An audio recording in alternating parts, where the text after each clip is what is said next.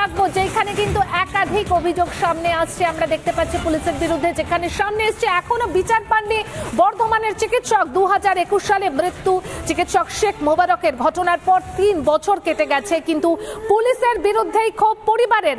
বর্ধমান মেডিকেলের 3 তলা থেকে পড়ে মৃত্যু চিকিৎসক খুনের অভিযোগে সরব পরিবার। আত্মহত্যা বলে চালানোর চেষ্টা, মদ্যপ অবস্থায় আত্মহত্যা পরিবারকে জানায় কর্তৃপক্ষ, এমনটাই কিন্তু দাবি বাবার।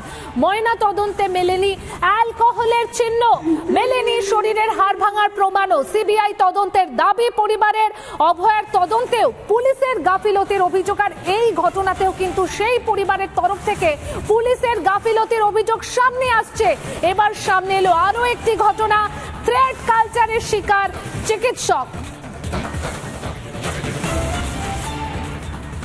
ও যে সার্জারি যখন কাউন্সিলিং হলো হাউসটা, সার্জারি পাওয়ার পর ও জয়েন করবে তার আগেই মারলো। ওই টাইমটা ডিউটি ছিল না, কিন্তু হসপিটালেই ছিল। ওকে সরিয়ে দিয়ে পরে কোনো ক্যান্ডিডেটকে ওই জায়গা সে পাবো বলে সে ক্রিমিনাল দিয়ে হোক, আর এখন এই যা বর্তমান চলছে যদি এই ধরনের কোনো ব্যাপার হয়ে থাকে এর মারফত মারতে পারে। রাজ্য সরকার করেছে আর কি, যে পোস্টমর্টমের আগে যে ফাইনাল রিপোর্ট দিয়েছিল আপনার যে মদ খেয়ে নেশাগ্রস্ত অবস্থায় ডিসব্যালেন্স হয়ে ব্যালকনি থেকে পড়ে গিয়ে মারা গেছে। এই মেডিকেল কলেজের পোস্টমর্টম রিপোর্ট, ফরেন্সিক রিপোর্ট, কোনোতেই অ্যালকোহল বা টক্সিক জাতীয় জিনিস দ্রব্য পাওয়া যায়নি। সেটা জজ কোর্টেতেই প্রমাণ করে দিয়েছিল পুনরায় তদন্তের জন্য। পুনরায় তদন্ততে রাজ্য সরকার সেইভাবেই করে ফেলে রেখেছে, আমাকে জানায়নি। অবশ্যই ফোন করা হয়, 100% নিয়েছি। সিবিআই তদন্ত চাইছেন আপনি? আমি সিবিআই তদন্ত। আমার কাছে ফোন আসে, ওর বন্ধুর মাধ্যমে খবর পায় যে ছাদ থেকে পড়ে গেছে, অ্যাক্সিডেন্ট একটা খবর পায়, অ্যাক্সিডেন্ট হয়েছে। আমরা তাহলে বাড়ি হসপিটালে যাই। হসপিটালে গিয়ে দেখি কোনো মারা পড়ে আছে। ওরা বলে রাত্রে সুসাইড করেছে, ছাদ থেকে সুসাইড করেছে, পড়ে মরে গেছে। তো তখন আমরা ওদের বডির মধ্যে অনেক অসঙ্গতি দেখতে পাই, যেমন মাথার ওখানে একটা বড় কাটা ঘায়ের দা দেখতে পেয়েছিলাম, হাত পশা ছেঁড়া দেখতে পেয়েছিলাম। ওখান থেকে হাইকোর্টে যায়। হাইকোর্টে আজ পর্যন্ত আমাদের ঘর আজ পর্যন্ত কোনোদিন হিয়ারিং এ চলেনি, কোনো জানি না কোনো অদৃশ্য কারণে আজ পর্যন্ত কোনো আমরা বিচার আমরা পাইনি। হঠাৎ শুনলাম সকালবেলা যে সুইসাইড করেছে। তারপর আমরা যা খবর নিয়ে দেখলাম অ্যাকচুয়ালি ওটা সুইসাইড নয়, ওকে মেরে ওর যে হোস্টেল ছিল হোস্টেলের নিচে ফেলে রাখা হয়েছে।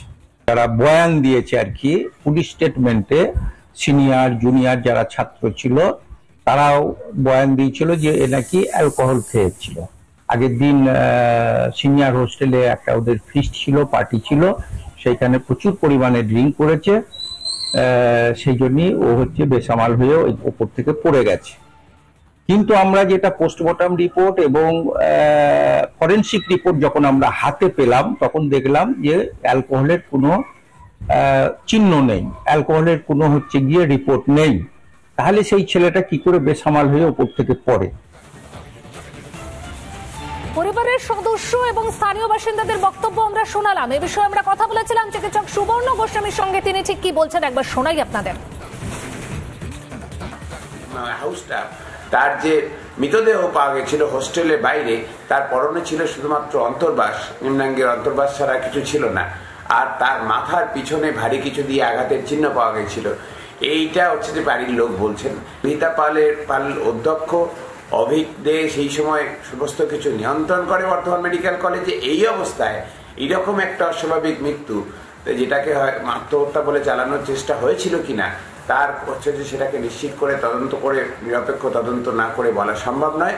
ফলে পরিবারের মানুষ তারা যদি কোনো আইনি সহায়তা চান, অন্য কোনো ধরনের সহায়তা চান প্রকৃত বিচারের ন্যায় বিচারের জন্য, তাহলে আমরা চিকিৎসক সংগঠনগুলোর পক্ষ থেকে, জয়েন্ট প্ল্যাটফর্ম অফ ডক্টরসের পক্ষ থেকে সেই সহায়তা দিতে প্রস্তুত।